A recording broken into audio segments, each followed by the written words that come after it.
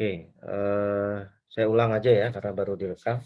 Bismillahirrahmanirrahim. Assalamualaikum warahmatullahi wabarakatuh. Waalaikumsalam warahmatullahi Oke, wabarakatuh. mari sebelum kita mulai, mari membaca basmalah bersama-sama. Bismillahirrahmanirrahim. Oke, sebelum kita mulai juga, saya ajak teman-teman untuk berdoa sebelum belajar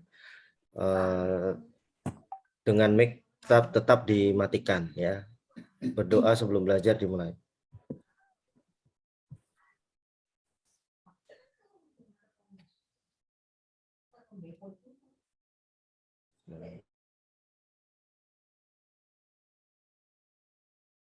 Oke, terima kasih. Selanjutnya, karena ada aturan juga kita membaca ayat suci Al-Quran, monggo silahkan yang ada di rumah mungkin bisa ada Al-Quran di rumahnya atau di kosnya, bisa membuka Al-Quran atau aplikasi Al-Quran atau browser Al-Quran, Quran Surat Al-Baqarah ayat 1-5 bisa dibaca masing-masing ya secara mandiri tanpa harus menghidupkan mic-nya ya, atau yang sudah hafal juga monggo silahkan dibaca. Oke, dimulai.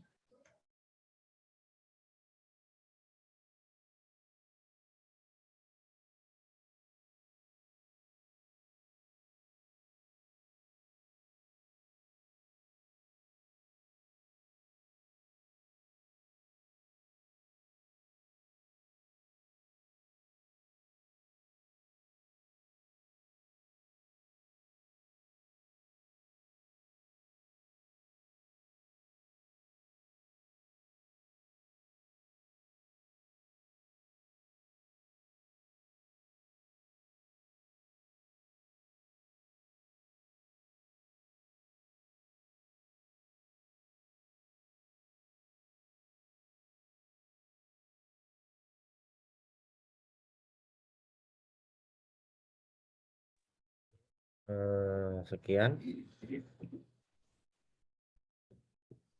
Oke, saya cek dulu presensinya biar enggak lupa ya. Maaf Pak, Oke, silakan. atas nama Jos Prodi Bioteknologi, dia nggak bisa absen Pak, karena di Timur Leste.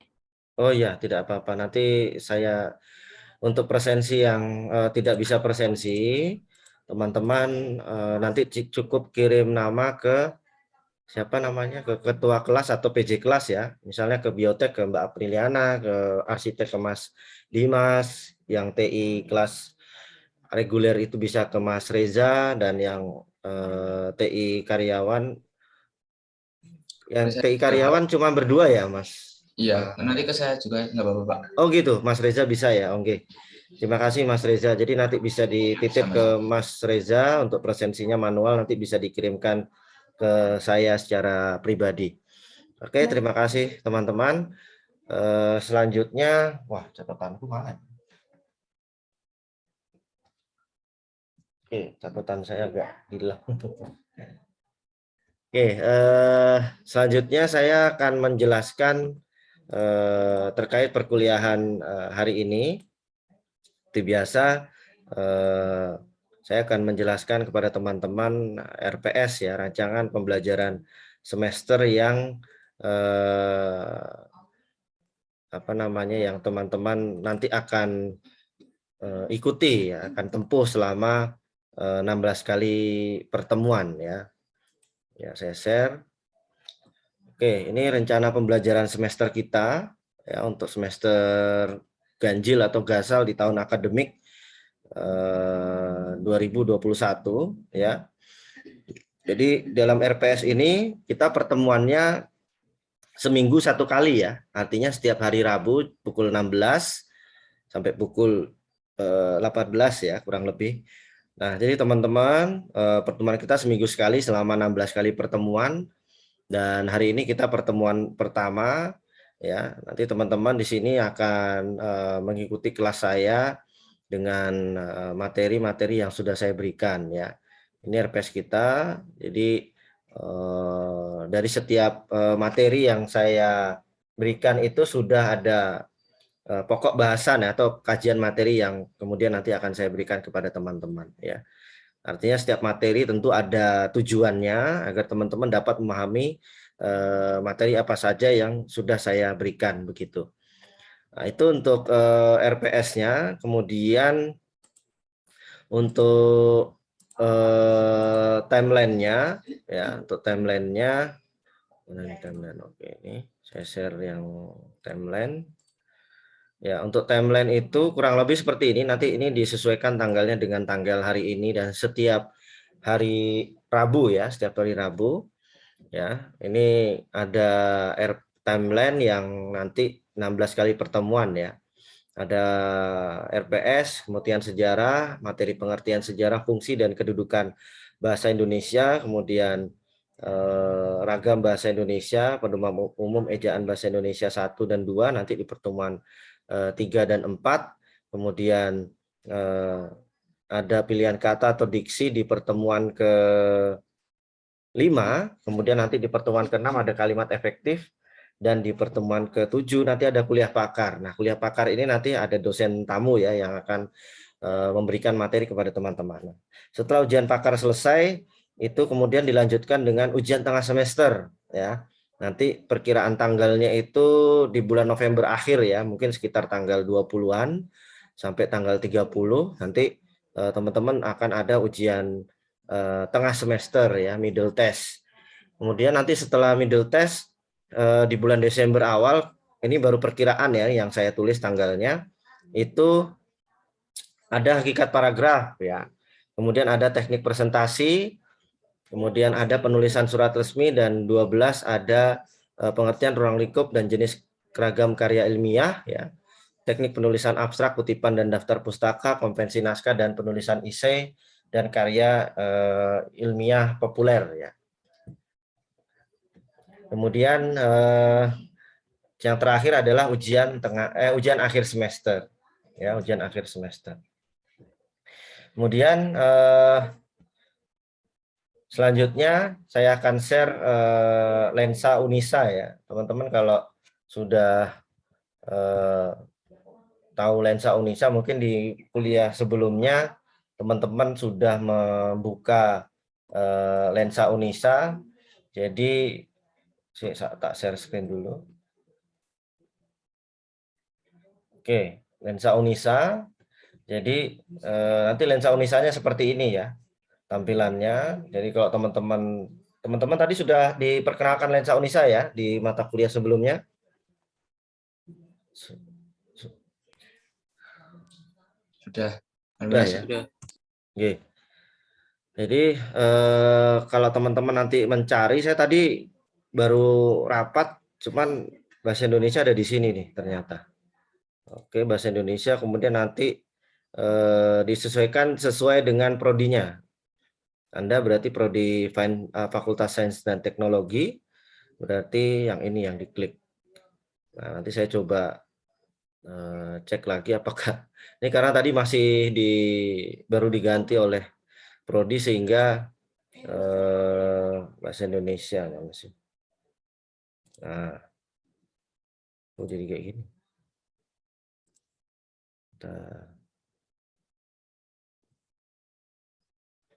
Coba tadi Pak buku yang itu masih mana?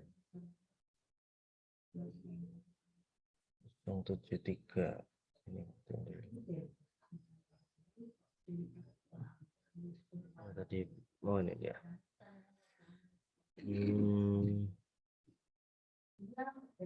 Radio ini dia. Nah.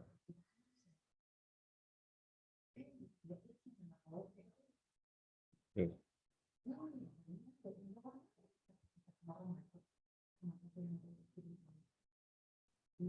Aku nggak bisa diklik. Oh, login dulu tuh ternyata. Ternyata harus login. Pantesan kok nggak ketemu. Ya.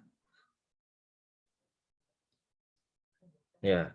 Jadi ini profil mata kuliah bahasa Indonesia Jadi teman-teman yang mengikuti kuliah bahasa Indonesia nanti bisa mengikuti kuliah bahasa Indonesia ini. Selain nanti kita ada Zoom seperti biasa seperti ini. Mungkin nanti kita tidak setiap pekan ya harus Zoom. Namun nanti juga teman-teman akan berinteraksi di e-learning atau Lensa Unisa ya, namanya Lensa Unisa sekarang. Jadi teman-teman nanti bisa berinteraksi melalui aplikasi Lensa Unisa yang ada di Lensa Unisa ini. Nah, nanti teman-teman bisa baca. Kemudian dan untuk materinya tadi sudah seperti yang saya sampaikan sama ya. Yang saya sampaikan ada 16 kali pertemuan ya. Yang nanti tiap materinya itu bicara yang pertama secara sejarah, ragam bahasa, ejaan, pilihan kata, diksi, kalimat efektif, kuliah pakar, UTS, hakikat paragraf, teknik presentasi akademik, penulisan surat resmi, pengertian ruang lingkup dan ragam karya ilmiah, teknik penulisan abstrak, kutipan dan daftar pustaka, konvensi naskah, penulisan karya tulis, esai ilmiah populer, dan ujian akhir semester. Kemudian capaian lulusan, ada CPL, nanti teman-teman ada hal-hal yang saya kira perlu teman-teman nanti capai, kurang lebih bisa menguasai pengetahuan dan langkah-langkah dalam penyampaian gagasan ilmiah ya, maupun berkomunikasi secara lisan dan tertulis menggunakan bahasa Indonesia atau bahasa Inggris yang baik dan benar dalam perkembangan dunia akademik dan dunia kerja. Kemudian mampu membangun jejaring kerjasama dengan masyarakat, ya, dunia usaha, industri, kerja untuk pemberdayaan dan advokasi dalam bidang sesuai dengan bidang profesi, dengan mengoptimalkan komunikasi baik lisan maupun tulisan di tingkat nasional ataupun global, ya, termasuk mempublikasikan hasil penelitian. Mampu melakukan penelitian sesuai dengan bidang keilmuannya dengan mematuhi kaidah-kaidah ilmiah dan mampu mempublikasikan hasil penelitian sesuai dengan standar yang berlaku, berlaku baik secara mandiri maupun kolaborasi ya. Oke. Selanjutnya peta capaian pembelajaran kita. Jadi peta capaian pembelajaran kita itu nanti seperti ini ya. Seperti ini. Kemudian teman-teman ketika nanti teman-teman mengikuti materi yang pertama ya. Yang pertama dan kedua itu masuk dalam sub CPMK 1. Nah, nanti berproses, kemudian teman-teman ada UTS, kemudian berproses lagi hingga menghasilkan mahasiswa Unisa yang dapat mendeskripsikan konten penulisan dalam bahasa Indonesia yang baik dan benar, menerapkan keterampilan berbahasa Indonesia sesuai dengan aturan ejaan bahasa Indonesia. 3, menerapkan teknik dan penulisan karya ilmiah populer. Nah, jadi seperti itu. Nah, kemudian secara garis besar nanti seperti itu petanya. Teman-teman akan disuguhkan dengan materi, tugas, kuis, ujian tengah semester, dan ujian akhir semester. Nah, ini tentang struktur pelaksanaan kuliah. Tentunya teman-teman harus memiliki komitmen yang kuat dalam perkuliahan ya. Tentunya sebagai mahasiswa yang sudah mendapat kesempatan untuk berkuliah di Unisa, tentunya komitmen sebagai mahasiswa itu sangat diharapkan dari setiap mahasiswa agar bisa lulus dengan hasil yang baik. Nah, peserta didik mahasiswa tentunya diwajibkan mengikuti perkuliahan secara daring dan membaca setiap materi dan konten yang diberikan per pokok bahasan. Tentunya nanti dalam itu ada diskusi yang bisa kita diskusikan dan pengerjaan tugas maupun kuis yang telah tersedia. Jadi teman-teman nanti akan diberikan tugas dengan remedi, ya. Kemudian nanti ada UTS dan UAS. Model assessment ya atau penilaian ya. Jadi penilaian itu kurang lebih nanti saya akan memberikan teman-teman nilai ya. Kalau misalnya nilai UAS UTS-nya bagus, kemudian nilai tugasnya juga baik, rajin ngumpulin tugas, mungkin dari kehadiran juga bagus gitu. Nah, saya nanti bisa memberikan nilai A ya. Tapi kalau misalnya ya tengah-tengah ya dapatnya B+ ya atau amin begitu ya. Ya, atau dapat B, nanti tergantung bagaimana kemudian evaluasi yang saya lakukan terhadap teman-teman sekalian ya. Paling jelek adalah D, yaitu tidak pernah ikut UTS, tidak pernah ikut UAS, tidak pernah ngumpulin tugas, nah tidak pernah masuk, artinya mahasiswa itu sudah keluar dari Unisa. Biasanya seperti itu ya, kalau misalnya saya cari, biasanya baru tengah semester udah keluar nih, gitu. Padahal UTS-nya ikut, habis itu berhenti, nah, berhentinya entah kenapa saya juga tidak tahu. Nah, itu yang kemudian nanti jadi persentase nilai saya dari tugas, kuis, dan UTS dan UAS. Oke, untuk buku ya, buku-buku yang dapat teman-teman rujuk ya untuk penggunaan kuliah bahasa Indonesia ini, ada beberapa buku, ada 9 yang saya berikan, yang saya gunakan untuk kuliah ini gitu, sumber-sumbernya. Kemudian ini profil saya sebagai dosen bahasa Indonesia, teman-teman bisa baca sendiri. Nah, kemudian untuk buku penunjang perkuliahan ya, ada materi bahan ajar berisi buku yang dapat Anda unduh dan miliki secara gratis ya, yang diantaranya adalah buku ejaan bahasa Indonesia ya, pedoman umum ejaan bahasa Indonesia. Saya kira ini buku wajib yang Anda miliki secara daring, dan teman-teman bisa mengunduhnya secara gratis. Dan saya kira buku ini wajib ya teman-teman miliki. Nanti setelah ini diunduh kemudian dibaca. Tapi kalau ada punya rezeki lebih, mungkin teman-teman bisa cetak buku ini di tempat fotokopian yang terdekat di tempat teman-teman. Kurang lebih mungkin 10.000 lah satu buku ini gitu ya, karena cetaknya pakai mesin fotokopi. Kemudian ada buku-buku yang lain adalah dasar memahami bahasa Indonesia ya, kemudian dasar bahasa Indonesia akademik untuk perguruan tinggi. Ini nanti ada materi-materi pendukung ya untuk perkuliahan kita yang 16 kali pertemuan ini. Kemudian ada buku-buku tambahan juga ya, buku diksi, pemilihan kata, kemudian ada penyuluhan kalimat ya, penyuluhan kalimat serta ejaan yang lama, ini masih yang lama ya, yang terbaru tadi di atas, dan paragraf. Oke, itu sebelum kita ke pretest, saya akan menjelaskan juga soal kontrak belajar ya, kontrak belajar. Nah, yang pertama adalah nanti teman-teman mahasiswa wajib hadir daring tepat waktu ya. Dispensi waktu daring hanya 20 menit ya.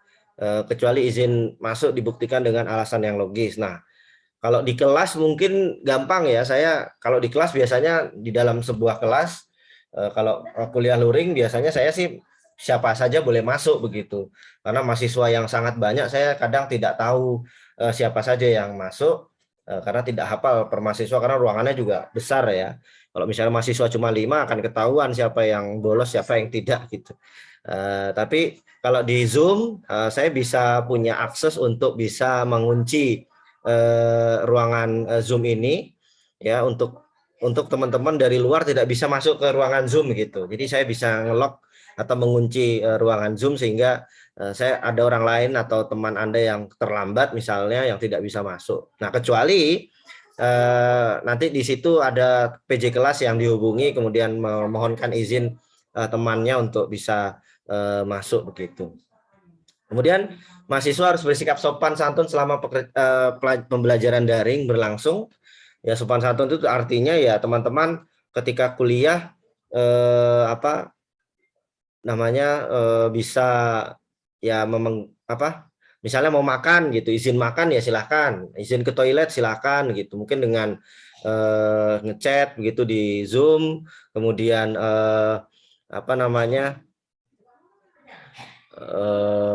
ada hal-hal lain begitu misalnya ya kan. Jadi ada etika ya, etika yang kemudian teman-teman bisa gunakan. Kemudian mahasiswa dilarang mengaktifkan aplikasi lainnya yang mengganggu kuliah daring selama kuliah berlangsung, kecuali jika diminta oleh dosen. Mahasiswa harus mengerjakan semua tugas dari dosen yang berhubungan dengan perkuliahan. Apabila tidak mengerjakan, mahasiswa harus melengkapinya dengan remedi ya. Remedi, syarat, dan ketentuan berlaku. Setiap perkuliahan daring yang berlangsung, teman-teman bisa menggunakan aplikasi Zoom atau aplikasi Google Meet ya, nanti tergantung kondisinya seperti apa. Kemudian selanjutnya teman-teman saya wajibkan ya untuk mengaktifkan kamera selama 15 menit di awal dan 15 menit akhir perkuliahan. Jadi seperti itu. Ya, jadi nanti kalau pas kuliah online seperti ini Zoom, ya mungkin saya harap teman-teman 15 menit di awal boleh menyalakan kamera. Namun ketika nanti saya sudah share screen materi mungkin boleh mematikan, namun nanti menjelang 15 menit akhir saya akan minta ke teman-teman untuk mengaktifkan kameranya. Nah, seperti itu. Kemudian selama mengikuti kuliah daring, teman-teman wajib berpakaian rapi ya dan sopan, misalnya memakai seragam sesuai aturan kampus. Nah, biasanya prodi-prodi di Unisa itu sudah punya seragam ya yang ditetapkan setiap hari apa pakai seragam apa itu juga boleh digunakan, dikenakan, atau mungkin apabila belum punya ya diusahakan untuk memakai pakaian yang rapi dan sopan begitu dengan memakai kemeja bagi yang laki-laki ya. Kemudian yang putri kalau memang muslimah mungkin bisa berjilbab gitu ya. Ya, seperti itu. Nah, kemudian mahasiswa harus menaati dan melaksanakan kontrak belajar yang telah dibuat ya dan disepakati oleh dosen dan mahasiswa. Dosen harus mengecek kehadiran mahasiswa setiap kali masuk daring. Jadi nanti setiap kuliah saya wajib untuk agar teman-teman bisa melakukan presensi dulu sebelum kuliah. Nah, kemudian nanti dosen harus memberikan materi kuliah sesuai dengan jadwal ya. Apabila ada perubahan akan diberitahukan oleh dosen. Dosen memberi penilaian akhir kepada peserta didik dengan ketentuan yang berlaku. Apabila dosen tidak hadir selama 3 kali berturut-turut tanpa ada keterangan, mahasiswa dapat melaporkannya kepada kaprodi atau rektor oleh perwakilan mahasiswa. Dosen dapat memberikan hukuman kepada mahasiswa yang melanggar peraturan sehingga sesuai dengan kesepakatan dengan memberikan nilai tidak lulus atau D gitu ya. Oke, itu teman-teman untuk penjelasan Lensa Unisa, kontrak belajar dan RPS ya. Oke, mungkin saya ini bisa digeser. Nah. Ya, salah. Ya, mungkin teman-teman bisa kemarin sempat pakai Kahoot enggak di beberapa pertemuan? Ada? Belum, Pak. Belum ya. Belum ada, Pak. Tapi kalau pas mataf kemarin ada, Pak. Oh, nggih. Ya, mungkin teman-teman bisa membuka aplikasi Kahoot-nya apabila ada di HP-nya, atau misalnya teman-teman membuka browser Google Chrome atau yang lainnya dengan Sudah, mengklik kahoot.it. Oke, sudah ya? Langsung, Pak. Tertib. Oke, kita mulai ya. Page ya.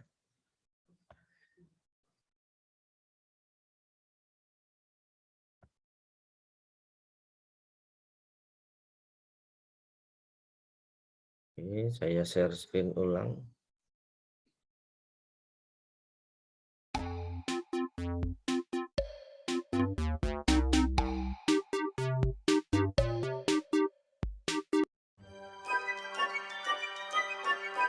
Ya, pinnya 649 2685.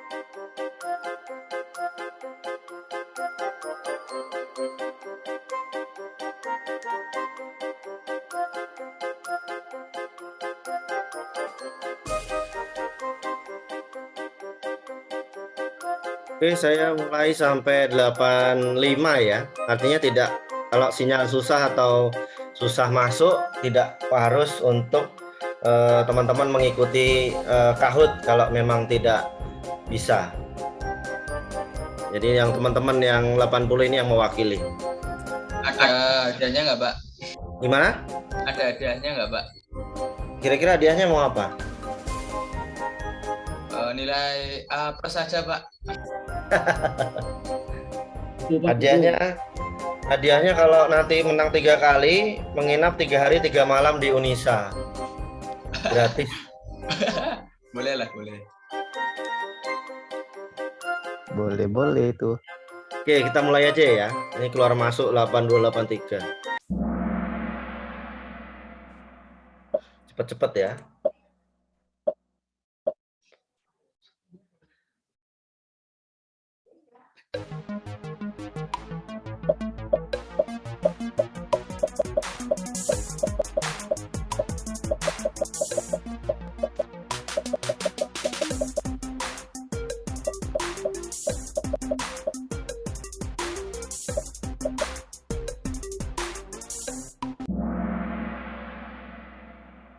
Oke, yang betul adalah 20 Mei 1908 ya. Ada 24 orang yang betul ya.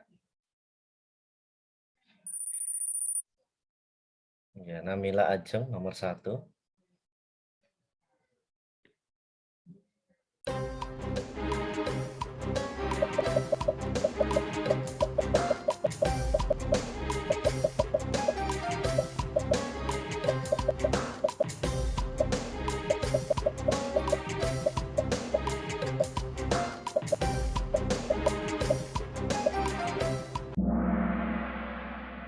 Ya, ini hampir 100% betul semua, yaitu 28 Oktober 1928.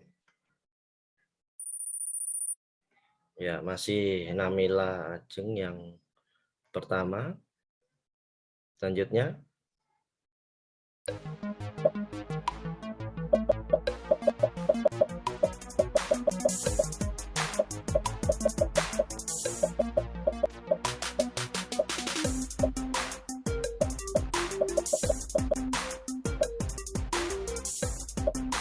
Ini kalau salah kebangetan ya. Wah, masih ada yang salah nih. Nilai PKN-nya 0 tuh, Pak. Oh iya ini. Nah, ini enggak pernah ikut upacara biasanya ini kalau yang jawabnya Itu anu, salah. Pak. Alpa itu, Pak, biasa pas upacara, Pak. Bolos, Pak, itu, Pak. Atau pas upacara pingsan ya? Di game nggak ada soalnya ya, Pak? Di mana? Nggak ada soalnya. Ada. Asal pencet itu, Pak. Di HP-nya nggak ada soalnya. Ada yang ada soalnya, ada yang tidak. Jadi soalnya itu harus dilihat. Soalnya di Zoom. Harus dilihat di Zoom soalnya. Ya. Oh. Soalnya Kalau dilihat yang di Zoom. 2 device enak, Pak. 1 device ini. Oh begitu. Oke. Ini kuis ketiga ya. Saya bacakan bagi yang nggak punya. Oke. Agak sulit memang nih kalau nggak kelihatan kalau device-nya cuma 1 ini. Cuma bejo-bejoan, Pak, benernya, Pak. Iya, bejo-bejoan ya. Oke. Next. Ya, Namila Ajeng masih nomor 1. Oke, ini benar atau salah? Kiri atau kanan ya? Himbau. Kiri atau kanan? Himbau. Betul atau salah? Betul atau salah? Himbau. HIMBAU. Himbau. Betul apa salah? Biru atau merah? Biru benar, merah salah. Pink aja, Pak. Oke, ternyata ada 58 orang yang menjawab salah. Aduh. Yang benar adalah Salah. imbau ya. Jadi jawaban himbau itu salah ya. Jadi 24 orang ini menjawab benar. Ya. Jadi yang betul adalah imbau bukan himbau. Jadi tanpa H ya, tanpa huruf H. Oke, next. Siap-siap. Soalnya mengecoh ya, Pak. Soalnya mengecoh ini. Oh iya. Oke, sebentar. Sudah beda lagi yang menang. Oh, ternyata Gania sekarang menyalip Siapa tadi? Benar atau salah? Apotik. Biru atau merah? Salah apa betul? Biru benar, salah, merah. Apotik. Betul atau salah?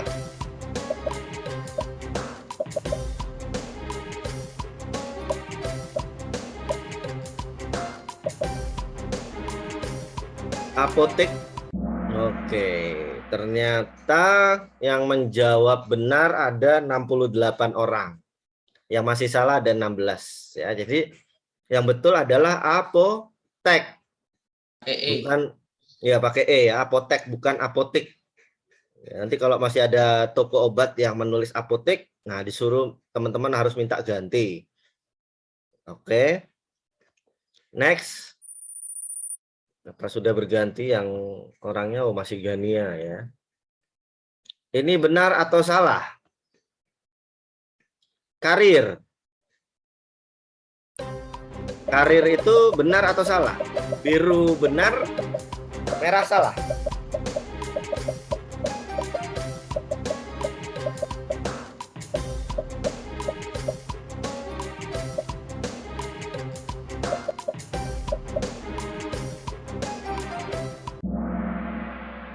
Ya, yang benar ada 36 orang. Ya, yang salah ada 48 orang. Jadi yang betul adalah karier, pakai E ya. Karier gitu penulisannya. Bacanya karir tapi penulisannya karier.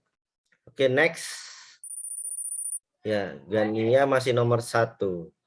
Sekarang kuis, pilih merah, biru, kuning atau hijau. Titik-titik mahasiswa itu sedang mengikuti kegiatan seminar kebangsaan. Merah, kuning, biru atau hijau? Ya, ini karena tadi 10 detik, jadi yang menjawab benar adalah ada 15 orang. Ya, jadi yang betul adalah rombongan mahasiswa itu sedang mengikuti seminar kebangsaan. Oke. Selanjutnya. Pak, liatin ABC-nya dong. Iya, ABC-nya enggak kelihatan, Mbak. Oke, nanti saya ganti. Oke, kuis sekarang. Fungsi bahasa sebagai alat komunikasi, benar atau salah? Biru, merah. Biru benar, merah salah. Apakah fungsi bahasa Indonesia bahasa sebagai alat komunikasi?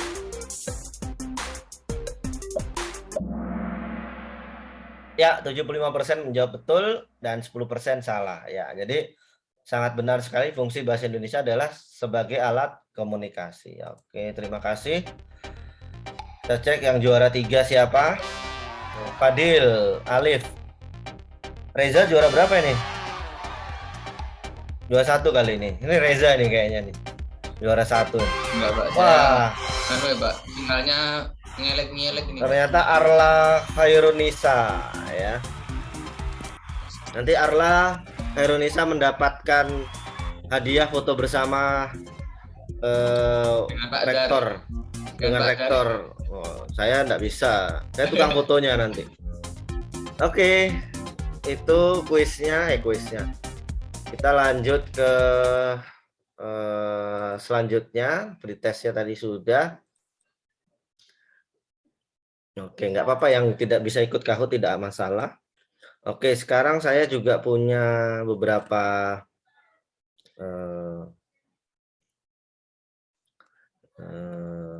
reset result, kemudian saya ganti pertanyaan dulu. Oke. Ya, saya akan mengirimkan sebuah link di chat Zoom. Silakan teman-teman mengklik tersebut. Saya akan coba share. Saya mengirimkan sebuah link di tautan di chat Zoom. Apakah ini sudah terlihat? Nah, apa yang terlintas di dalam pikiran Anda ketika mendengar bahasa Indonesia? Coba Anda tulis di dalam link yang saya tautkan di mana? Di chat Zoom. Teman-teman mengisi kolom tersebut dengan apa yang terlintas di dalam pikiran teman-teman ketika mendengar bahasa Indonesia.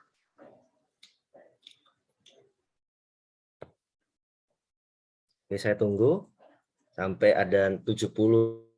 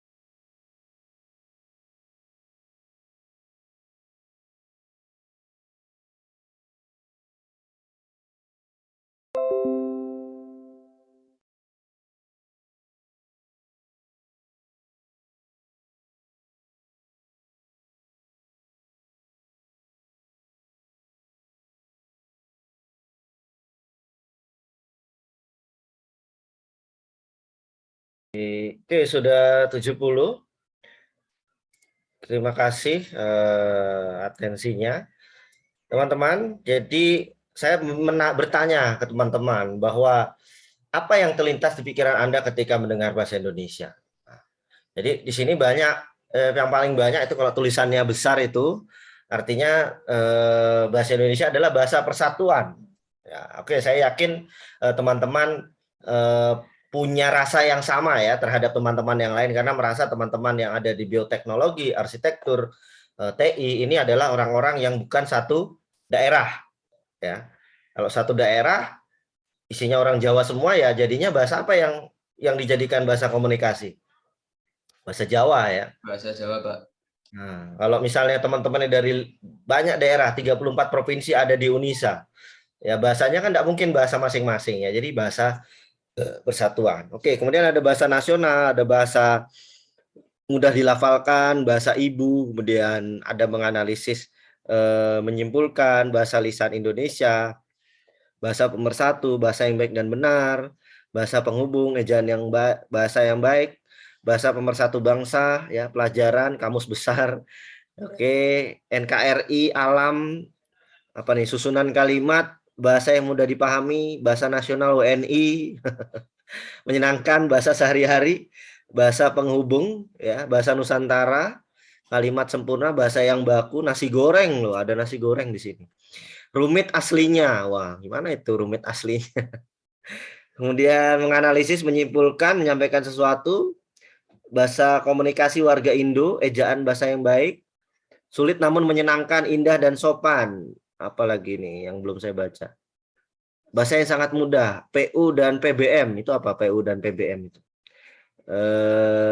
Oke, kosakata yang sedikit. Oke, bahasa persatuan Indonesia.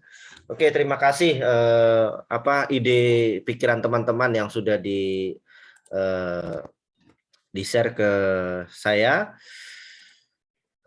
Oke, jadi silahkan, ini ada chat yang mau sholat maghrib, mungkin teman-teman yang ada di waktu Indonesia Timur, silahkan yang mau sholat maghrib, kalau bisa sholatnya di rumah saja, jangan ke masjid dulu, karena saya masih ada beberapa materi yang harus saya juga berikan ke teman-teman.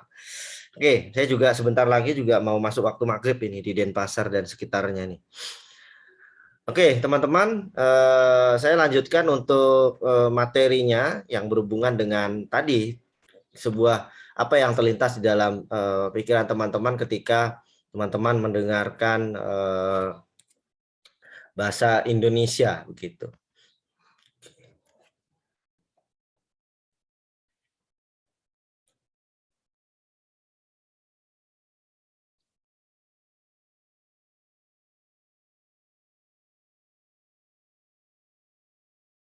Oke, sebentar.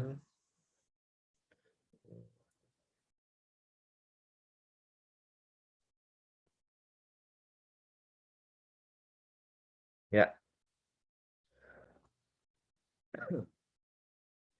Oke, Ya, Mas Reza Sugeng resen kenapa? Ini tadi ada yang minta izin, Pak. Tadi Oke, izin. udah saya japri Bapak ya. Oke, izin apa? Tadi katanya mau Sholat. enggak, tadi mau absen tapi nggak bisa masuk, Pak. Oh, oke. Nanti di Japri aja untuk Udah, Pak, presensinya. sudah saya japri, Pak. Terima Oke, kasih. nanti saya presensi di akhir perkuliahan. Oke, Betul. teman-teman, ini materi sejarah singkat kedudukan fungsi dan bahasa Indonesia. Tadi saya juga tadi menanyakan ya kepada teman-teman soal apa yang terlintas. Mungkin hampir sama dengan ini. Apa itu bahasa? Ya, jadi apa yang terlintas di pikiran Anda soal bahasa? Apa saja bahasa yang Anda kuasai? Seberapa dekat Anda dengan bahasa Indonesia? Nah, jadi seberapa dekat itu ya ketika teman-teman kemudian bisa menggunakan bahasa Indonesia itu secara tepat dan baik ya, benar ya.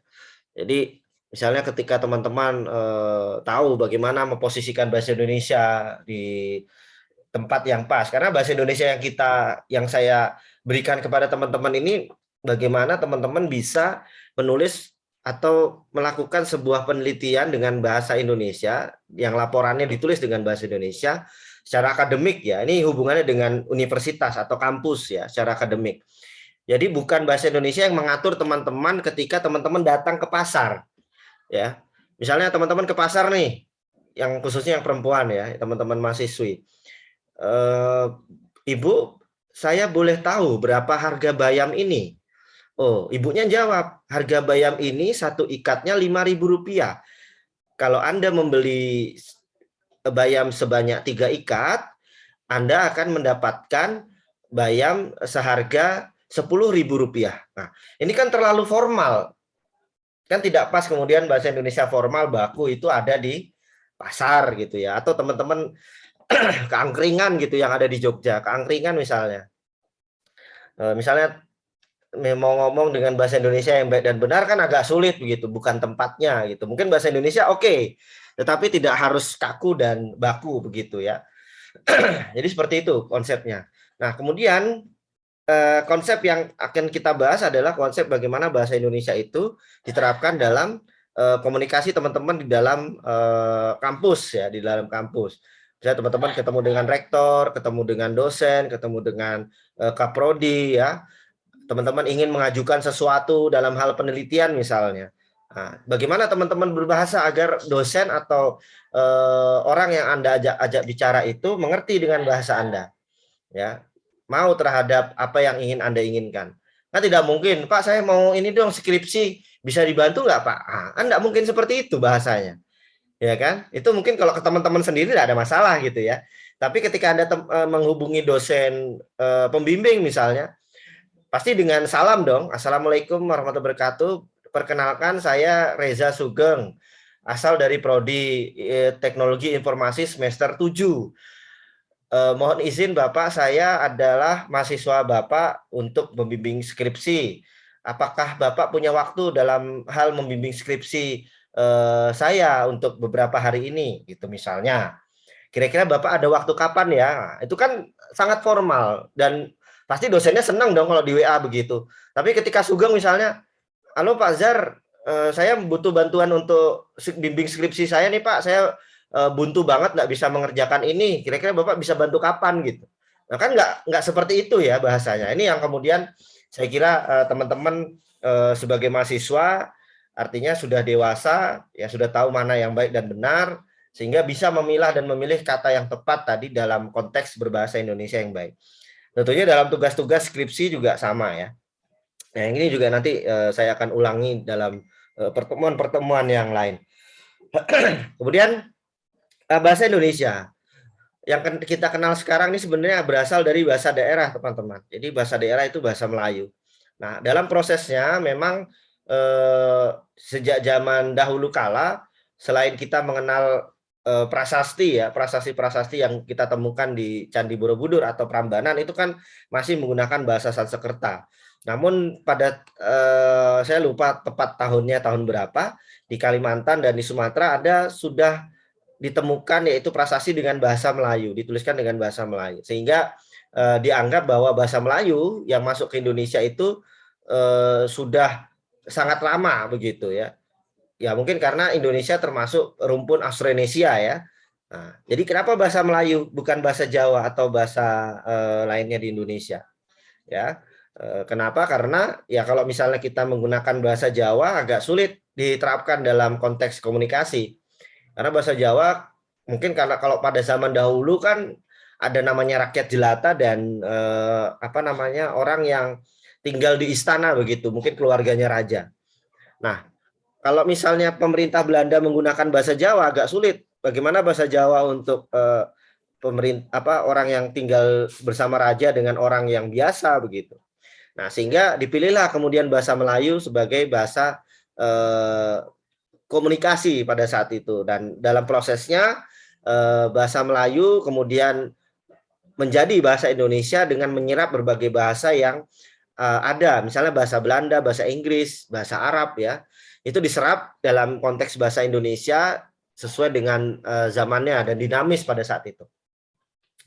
Ada dua faktor yang menjadi sebab kenapa bahasa Indonesia dari bahasa Melayu.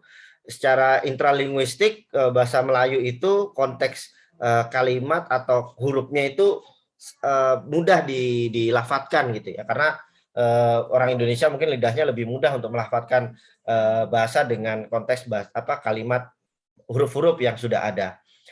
Faktor ekstralinguistik ya perdagangan, kemudian dari India, dari Arab, ya dari Cina itu datang ke Indonesia untuk berdagang, termasuk juga dari penjajahan Belanda itu datang ke Indonesia.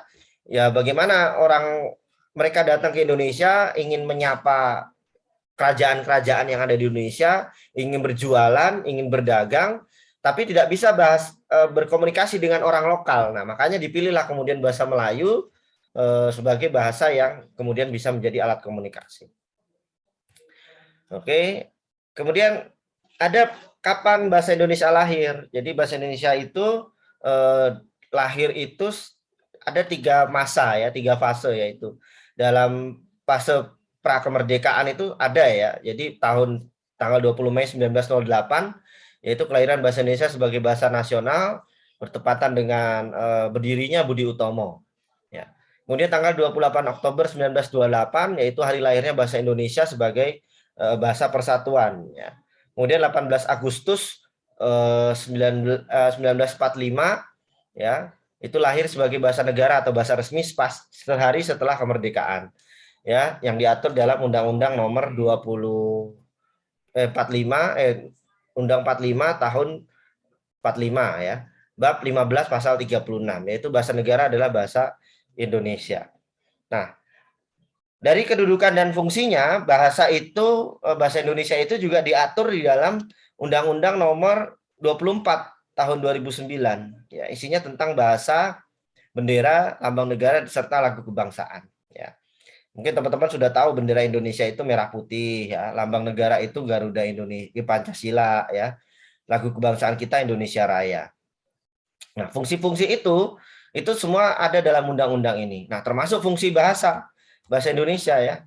Bahasa Indonesia itu berfungsi sebagai bahasa resmi negara ya. Selain itu juga berfungsi sebagai bahasa kenegaraan, pengantar pendidikan, komunikasi tingkat nasional, pengembangan kebudayaan nasional, transaksi dan dokumentasi niaga serta sarana pengembangan kekuatan ilmu pengetahuan, teknologi, seni, budaya dan media massa. Jadi hampir seluruh lini fungsi bahasa Indonesia itu digunakan ya. Termasuk teman-teman misalnya bikin poster tentang kesehatan ya, pakailah masker, jangan lupa 5M begitu, jangan lengah walaupun corona kasusnya lagi rendah, tapi tetap jangan lengah ya. Itu harus menggunakan bahasa Indonesia gitu. Kalau misalnya poster-poster soal pandemi COVID ini dengan bahasa Jawa, apakah orang Papua ngerti kalau poster itu ditempel di Papua misalnya? Kan nggak ngerti ya. Makanya dibuatlah harus sama rata ya bahasa Indonesia, mau dari Aceh sampai Papua, poster kesehatan masyarakat, informasi soal COVID itu harus dengan bahasa Indonesia. Nah, itu semuanya. Nah, fungsi-fungsi lain dalam penggunaan bahasa Indonesia banyak ya di dalam Undang-Undang Nomor 24 tahun 2009 ini. Jadi banyak fungsinya. Jadi baik itu administrasi, pendidikan, fasilitas umum, media massa ya, penulisan media itu juga wajib menggunakan bahasa Indonesia, termasuk dalam ranah pendidikan dan akademik ya. Teman-teman kalau menulis skripsi juga nanti diwajibkan menggunakan bahasa Indonesia. Nah, kemudian terakhir fungsi bahasa menurut Halliday adalah fungsi personal, ya, fungsi regulator, interaksional, informatif, imajinatif, heuristik, dan instrumental. Nah, dari ketujuh fungsi ini tidak bisa berdiri sendiri, melainkan tetap harus berkolaborasi ya, satu sama lain saling menghubungkan. Nah, itu saya kira teman-teman materi yang tentang sejarah, fungsi dan hakikat bahasa Indonesia ya. Nah, bagi teman-teman yang mungkin ada pertanyaan sebelum saya akhiri, ada pertanyaan? Ada? Untuk perkuliahan ini mungkin ada pertanyaan, bukan materi ya, untuk perkuliahan mungkin atau bahasa Indonesia nanti seperti apa Pak ke depan gitu. Ada pertanyaan? Nggak ada? Untuk Pak Bermisi mau bertanya, Pak. Oke, silakan Mas. Untuk penugasan itu untuk kedepannya sampai semester akhir itu gimana, Pak? Yang semester 1 aja dulu, Pak. Untuk penugasan. Oke, untuk penugasan nanti ada petugas-tugas mingguan. Misalnya selesai materi saya beri tugas teman-teman untuk mencari sesuatu apa begitu. Nanti dituliskan. Nanti ada tugas pokoknya setiap minggu, tapi nggak mesti setiap minggu saya beri tugas begitu. Misalnya setiap 2 minggu sekali saya kasih tugas, 3 minggu sekali saya kasih tugas. Jadi nggak tentu gitu, tergantung nanti kira-kira oh ini yang tepat kalau misalnya materi ini ada tugasnya apa gitu. Jadi tidak setiap minggu ada tugas. Jadi dan ada tugas utama yang nanti teman-teman harus lakukan, yaitu tugas menulis esai. Nah ini yang nanti tema-temanya itu sudah saya coba saya share screen yang materinya ya. Nah ini. Nah ada tugas akhir ya yang kemudian saya berikan di awal. Namun nanti kebijakannya tergantung prodi masing-masing. Namun saya sudah membuat sebuah rancangan tugas yang nanti teman-teman kemudian ini bobot nilainya 50% ya. Nanti penunjang juga dengan tugas-tugas mingguan lainnya. Teman-teman nanti membuat sebuah tulisan dengan tema atau subtema optimis hadapi pandemi COVID, semangat menyambut kuliah tatap muka, kemudian mahasiswa dan semangat merdeka belajar, merdeka belajar dan kampus merdeka gitu ya, menjaga lingkungan hidup demi masa depan bumi kita. Jadi seperti itu teman-teman ya. Kemudian ini dari Bistri ya. Ya sebelum ada bahasa Melayu ya yang digunakan ya bahasa masing-masing begitu. Ya bahasa masing-masing. Jadi ada penerjemah ya. Jadi dulu itu misalnya orang Sumatera, itu dia bisa bahasa Jawa. Jadi dia sebagai penerjemah. Itu penerjemah kerajaan. Jadi kalau orang-orang lokal kan dulu zaman dulu kan enggak ada pesawat, enggak ada apa kan, enggak ada kapal atau apa, mungkin agak sulit mau antar pulau kan sulit ya.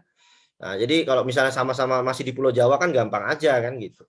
Tapi kalau sudah luar daerah biasanya jarang ya orang yang keluar daerah. Nah, bahasa Melayu pun juga sebenarnya sudah lama ada di Indonesia ya. Artinya memang dengan bahasa yang sama karena digunakan selain di Indonesia, di Nusantara ya, kala saat itu juga digunakan di mana? Di Malaysia, ini Pak. Malaysia ya, di Malaysia dan Singapura juga begitu ya, Malaysia, Singapura. Jadi sering seperti itu. Jadi banyak hal ya, karena Belanda pada saat itu, Belanda kan menjajah Indonesia 350 tahun ya, 3,5 abad. Nah, jadi menggunakannya ya sudah lama, artinya Belanda itu menjajah kita gitu. Jadi bahasa yang digunakan ya juga kadang bahasa Belanda gitu. Oke.